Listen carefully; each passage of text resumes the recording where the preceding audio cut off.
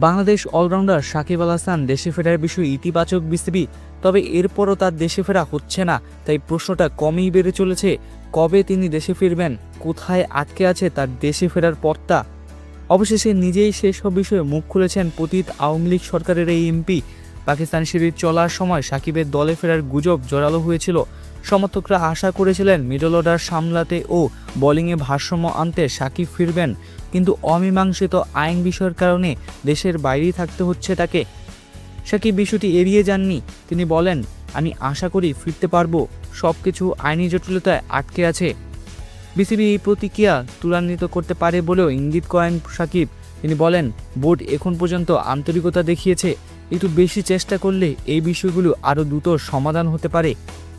সাকিব সারা জীবন লড়েছেন খেলোয়াড়দের বিপক্ষে, দ্বাদশ জাতীয় নির্বাচনে রাজনীতির মাঠেও লড়েছেন, তবে আদালতের লড়াই এবারই প্রথম। স্বীকার করলেন পরিস্থিতিটা তার কাছে অপরিচিত। তিনি বলেন, এই আইনি বিষয়গুলো আমার জন্য নতুন অভিজ্ঞতা, তবে এই সব মিটে গেলে যে কেবল তিনি ফিরতে পারবেন সেটাও পরিষ্কার জানিয়ে দিয়েছেন। তার কথা, আইনি বিষয়গুলো মিটে গেলে যত দ্রুত সম্ভব ফিরে আসব। একদিন যদি বিষয়টা সমাধান হয়, ইনশাল্লাহ পরদিনই ফিরব।